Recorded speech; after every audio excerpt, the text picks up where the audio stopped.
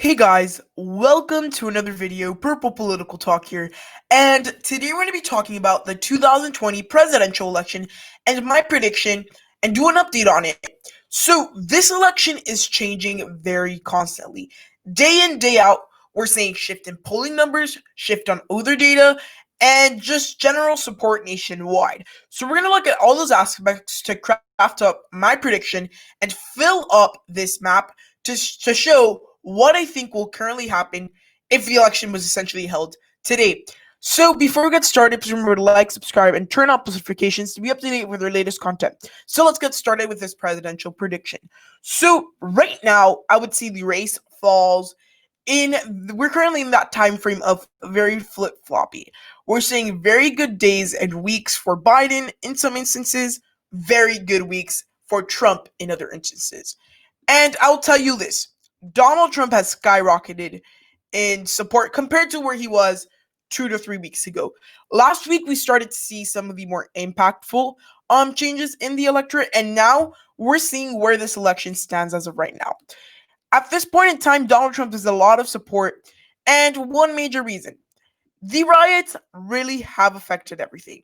And it's not only that, but how the Democrats are being perceived. Remember, politics is about perception.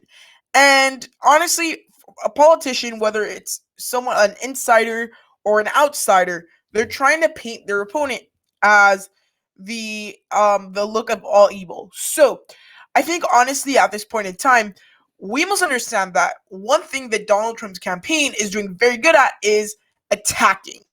And honestly, that's really helpful. So we're seeing a lot of the Republican states that were maybe on the fence, like Montana, for example. Those states I would say are going a little bit more back to the safe column for the Republicans. Well, some of the states that the Democrats maybe were winning by like bigger margins, like the rest of those states have started to narrow down a lot. And honestly, the data we currently have from polling data shows us all of that. However, there's certain things from the polling data that right now I'm a little bit skeptical of because some of these numbers just seem off. So we're gonna also analyze the other things and talk about where does each state really stand. So right now, this is what I think our map looks like. For the Republicans, they have 92 electoral votes compared to the Democrats 190. There's some states for the Republicans that I would say could be like very it could be lean, it would be really likely or safe, but again, it's definitely up to how you see those states. Those states include Missouri and Indiana. So now that we have our safe states filled in, let's talk about some states that the Democrats have in their likely column. At this point, they have some states in the likely column. Again, not as much as they did a couple weeks ago. States like Nevada, I would now consider putting in the lean column just because things have definitely been narrowing up. But states that are definitely in the Democratic lean column, states like Colorado, states like Virginia. At this point, I would say states like New Hampshire. I would say that is it for now in the likely column for the Democratic Party. And these are all states where there is a lot of suburban vote and there's a lot of progressive vote. Now, here's the thing. Remember, you can have all the support from your party, but if you don't win in the if you don't win the independents, you're gone. And these three states have a very large number of independents, especially in Virginia, compared to other places nationwide. And honestly, the Republican Party is appealing to some independents due to their kind of law and order message with which they have been sending. And over the last week, very, very strong campaigns. And honestly, Donald Trump, he's gone up in maybe in popularity as well. If you look at the latest numbers, but in polling numbers in certain states, because some Americans are changing their mind about Joe Biden. And I think honestly, the way that Trump is campaigning this and making it look, it's that well, Joe Biden himself is not a very extremist person, but those behind him, the Democrats, could possibly be that. So he's using that message to manage to get some of these voters. Do I technically agree or disagree with all of that? I'm not going to get into that in this video. However, I think at a campaign point of view, that is a very, very smart move. So, and looking at the states that the Democrats have in likely columns, a lot of them could be heavily affected if the Democrats keep getting a bit less unpopular due to the riots and things like that. And looking at states like Nevada, Colorado, and Virginia, whereas in a couple months ago they could have gone by maybe 8%, 10%, I would say now they're getting closer to the 5% range for Joe Biden. Everything has started to narrow, trickle down a little bit. And New Hampshire is another state like those. It's mostly independent voters. And I think honestly, they're still going to lean towards Joe Biden. Because here's the thing, New Hampshire is in a state where they have been heavily affected by a lot of these things, like COVID-19. They haven't been heavily affected by the riots. So, I mean, for those people, they're going to look at other policies Trump has made and probably going to vote against them. So, right now, I think that those likely states, they're kind of in the verge of becoming lean states, some of them, because the election is narrowing down. So, those are all the Democratic likely states. We're now at 222 electoral votes for the Democrats. Let's go on and talk about the Republican likely states.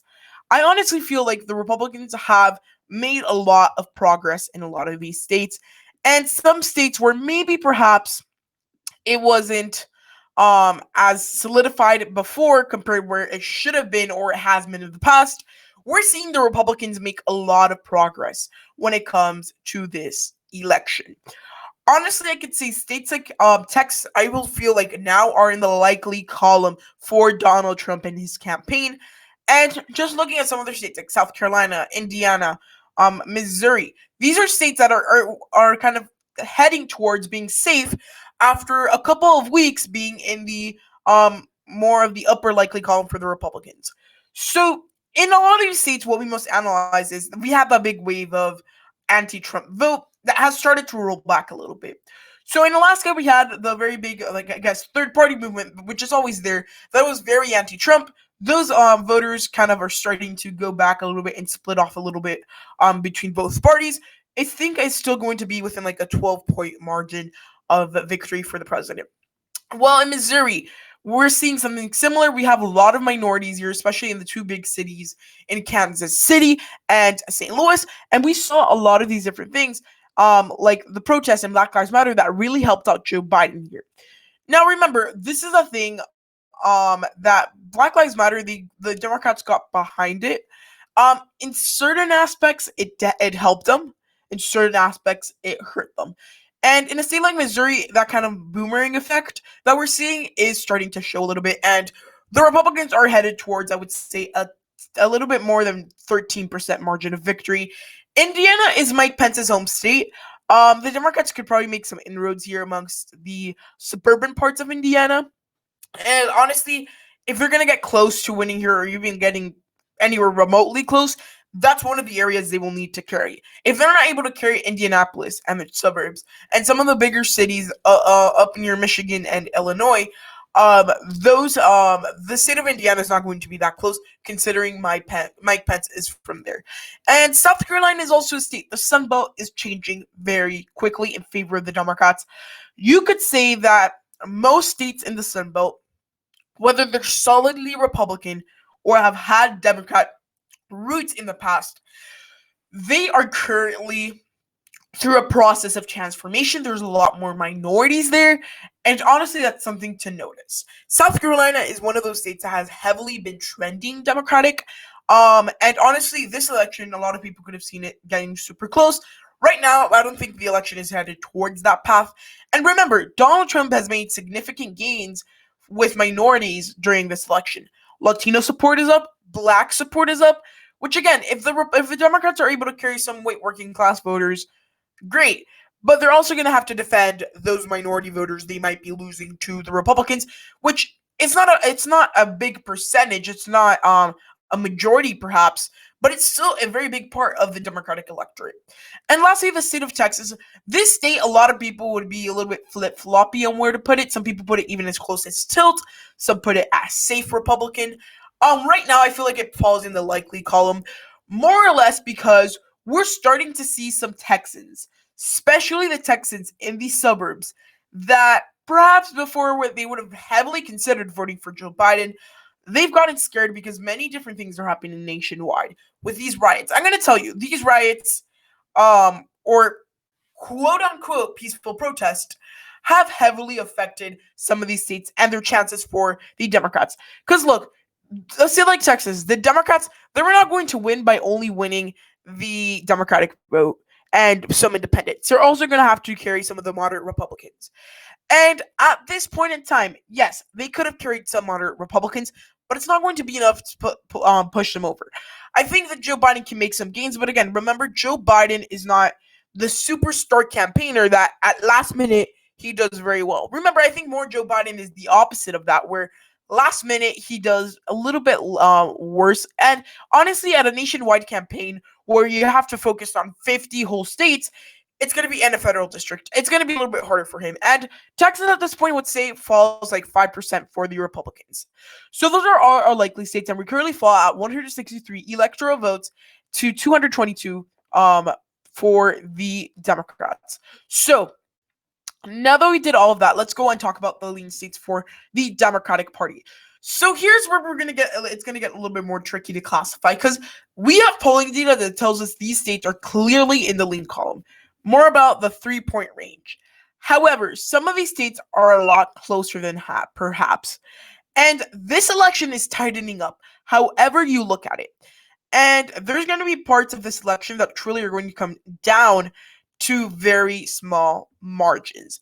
In the Rust Belt, we've seen a very big narrowing down, almost 3-point margins in the whole region for Joe Biden. And that is not very, I guess, good for them because they had very substantial leads, and those leads have just fallen. I would say at this point, if there's two states that would probably fall to Joe Biden in the lean column, definitely it would be Minnesota and Michigan.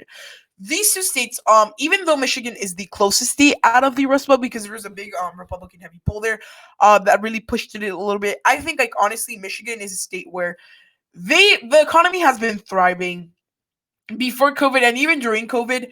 The economy has started to somewhat recover. And remember, economic recessions are not something that we recover from one big moment. It's gonna take a couple years. And even though that we're still doing very good recovery. So a lot of these areas where they had strong economies before COVID, the strongest ever recorded in American history, those areas of the country that vote heavily on the economy, they might lean more to voting for the Republican Party. Again, the economy is a very touchy subject, I guess, because some people say it was all Obama. He had the momentum, and that's right. He started the momentum. He accelerated it.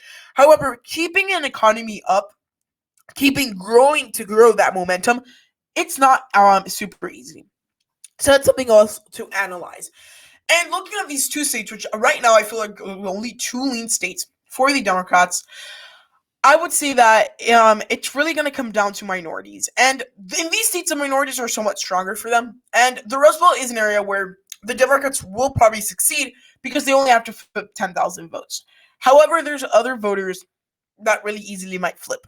And this is surprising that we've gone to a race where before the Democrats were performing exceptionally well, and now it's becoming very, very tight. And honestly, this is truly what we're seeing from this election season. So I think in Minnesota, I think that Joe Biden will probably win there around 3%, 4%, a pretty big margin of victory. In Michigan, I think it's going to be more in the 2 to 3% margin, which again is still a substantial margin considering that would be, well, a 4-point swing, which is a lot. But honestly, for Biden to win in the Rust Belt handily, he's going to have to start appealing to those voters. And here's the thing. Joe Biden is solely campaigning in the Rust Belt. He has done in-person stops in Pennsylvania. He's planned some in Wisconsin. And he's only focusing on the Rust Belt, which, again, that is something that he should do. But then he's jeopardizing losing other states. But necessarily speaking, he only needs to win the Rust Belt. So, looking at that, I mean, Joe Biden is doing very well. Minnesota, Michigan, two states to go for. And he just has to win one more of the Rust Belt states, and then everything else will stay the same. He wins the election.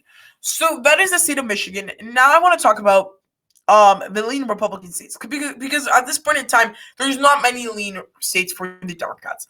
I feel at this point in time, there's states like Georgia that are in the lean column, Florida in the lean column for the Republicans.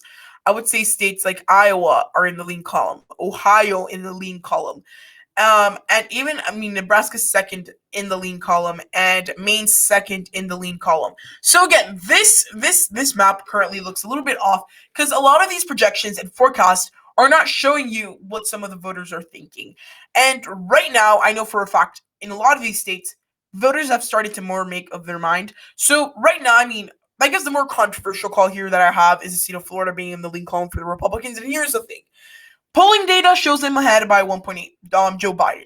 So just keep in mind that one, Florida it usually isn't very accurate when it comes to polling this far out. We're gonna see the very true polls. Not only in Florida but nationwide when it comes to the last couple of days of the election. A lot of experts have estimated that, like if you have a poll from early August, the number of like in Florida, especially because it's a state that is very bipolar when it comes to politics, usually it's gonna fall like a little bit more in like 3 or 4 points less. So we're currently at 1.8 percent. Let's suppose that we apply that rule, like how experts weight the polls there. It should be a Donald Trump victory by 2%. So that is not necessarily, but I think honestly, with the support I'm seeing for Donald Trump in Florida, which is crucial. Yes, you could be leaning in polls and everything. Remember another thing you have to analyze. Some people say that a silent majority for Trump doesn't exist. I would say that is it a majority? We don't know yet. We're gonna find out sooner rather than later. However, silent voters definitely do exist. So look at a state like Florida where honestly, I would say the support for Trump is out the roof. I would say that he's going to be able to win here by around a similar margin that he did in 2016, which is substantial for the Republican Party because that is one of the states they need to win if they want the chance to win the White House again. And I think honestly, 2% margin, 1.5% margin is a good margin for them. Looking at other states, Georgia is a state where the Republicans have started to do very well in. They really did very bad. Like mid-July, they were actually losing according to some polls and forecast. But now I think they started to pick up again. The suburban voters in Atlanta are starting to make a decision: are they going to go with the Democrats or the Republicans? And some of them, and I would say a substantial amount of them, have decided Republican. So honestly, that's really going to show us that the election is moving in one direction or the other. And looking at all of these states, like I've been saying with states like South Carolina, Missouri, and Indiana, when we talked about them, these are states that, like Ohio and Iowa, these are states that went a little bit more to the left because I guess Donald Trump was a little unpopular. But these are states that have Republican DNA. These states, like a Republican could be very bad and very unpopular. But to flip these states, we also must remember that you have to have a very moving, impactful Democrat. A lot of the voters that the Democrats need to persuade in this area not only have to persuade your minorities in Ohio and Iowa, but you have to appeal to more rural voters and you have to appeal to more of the suburban voters in the larger areas, which honestly the Democrats have been doing an okay job at. I would say they're not doing exceptionally, but they're definitely not doing that bad. And honestly, when it looks at flipping farmers and these rural voters, which again, when Democrats have won here in the past, rural areas have somewhat make an aspect for them to win, like getting a little bit more votes. It's going to be something crucial to see. And those voters are turning out for Trump. They're deciding on Trump. And honestly, that might be enough to give him those races. Going on to the two districts, Nebraska and Maine, right now the president is doing very, very well there. Just looking at it, he honestly has done very well here. And in Nebraska, there is more conservative in certain areas. But again, you also have the thing that this district is very progressive. And there's the dilemma. They only turn out for progressive candidates, if you think about it. So, who won here? And Obama won here because very progressive, very moving, I would say. But I think like Joe Biden is not that candidate, which really might be a little bit harder for him to win there. I think Donald Trump could win here by around 1.5%. And now when it comes to the other district, Maine second, we're seeing very good numbers for Trump here. Republicans in the House race is doing very well here. And honestly, Republicans are doing very strongly in that district. When it comes to the Senate level, maybe not so much, but we'll get into that in another video. But at this point in time, in the state of Maine, Donald Trump is performing very well. So that's something else to take a look at. And honestly, it's a very important, part of the election. So I think those two districts will fall around the 1.5-2% margin. So now that we filled in all of the leads, the election is looking very close, 234 to 248. So now we're gonna fill in the tilt states, and here's the thing: Joe Biden could probably win by an electoral landslide. But an electoral landslide doesn't mean that you won each individual seat by a landslide. So keep that in mind. At this point, since the election is narrowing down, if Joe Biden's going to get an electoral landslide, it would be because he narrowly won a lot of states, I would say, at this point. And honestly, right now, the election is still favoring Joe Biden, but not by that much. I would say states like Wisconsin and states like Pennsylvania are heavily in the tilt column right now. They're kind of in that position where they're gonna have to decide soon. And honestly, with early voting starting in many states, the election essentially could be decided within the next 2 weeks. So these next 2 to 3 weeks is going to be crucial as voters start sending in their ballots very, very early, just to make sure they get counted. So honestly, Wisconsin and Pennsylvania, I think that Joe Biden would probably win here by less than 1%. I think Donald Trump is going to do very well here, compared to where he was expected to do. Here's the thing we must analyze: Biden is appealing to these voters. However, some of these voters might not just flip. And honestly, the economy was doing very well under Trump in the Rust Belt, and those voters noticed that. Of course, 10,000 votes is not a huge margin to win. And honestly, if you think about it, it's very doable for the Democratic Party. However, it's going to take some work. And honestly, I think right now, those two states are states where right now I think it's going to be very crucial for Joe Biden to win there. These states, I mean, the Rust Belt really changed a lot after we saw the Kenosha riots. I mean, and that's pretty self-explanatory. Those areas went through hardship and all that, and then they had to flip, I guess. So, or get closer at least. So those two states is something to look at. And the another state right now I feel is the tilt Democratic column is the state of Arizona. This is a state where perhaps a lot of people wouldn't see, I guess, see it being very tight because again, they really like moderates here. But again, while they do like moderates, the Donald Trump campaign, yeah, Donald Trump pulled the ads out of Arizona, but we're still seeing some support for him there. And yes, they like moderates, but for example, you have to win Maricopa County. If Donald Trump is able to bring those independent voters to him, which he might in the way of like putting out the law and order message, a state like Arizona might not be as easy to win for Joe Biden compared to a state like for example Colorado or Virginia. Those are two different kind of demographics, but they're pretty similar, kind of a little bit in certain ways. Donald Trump's also doing very well amongst the southern vote, like the southern part of the state. He's doing very well with like the border wall and all that. And look, the border wall was a thing that was very controversial, but the people that live in those areas of southern Arizona, especially those farmers and rural voters, they're gonna come out heavily for Trump. And yeah, maybe they would have come out for him anyways, but I think a bigger number would kind of upset some of the voters that he would be losing in Maricopa, which honestly at this point in time could tell us a couple different things. One, Donald Trump is performing better than he's expected to. And although the mainstream media, which I think honestly, when it comes to election coverage, however you look at it, the mainstream media always exaggerates everything. Whether it be Donald Trump being praised on Fox News for something that maybe wasn't as great or was pretty bad, or for Donald Trump getting destroyed on CNN for something he maybe didn't do, and they fix and they make people think certain things, which is not the point of an analysis. An analysis is about putting out the facts and lay them out on the table for everyone to form their own opinions. I think honestly, we're not here to form opinions. We're here to form analysis on where the election stands. And honestly, at this point, the state of Arizona is narrowing up. And now the last state that we're going to talk about, the state of North Carolina. This is a state where honestly the Republican Party has done very well in the last couple of days. They started to fundraise a lot there, and they're getting a lot of support there. And honestly, here's the thing: some minorities that might be flipping from the Democrats to Trump, that's something to take into account. The Republicans are having very good year with minorities, and in a state like North Carolina, if the Democrats lose big part of the minorities, they're done. It's game over. So that's something else to analyze in the state of North Carolina, and that's very crucial in that state. So honestly, I think right now Donald Trump would probably win here by around less than 1%. However, a victory is a victory. So this is my 2020 election prediction as of September 6th, 2020.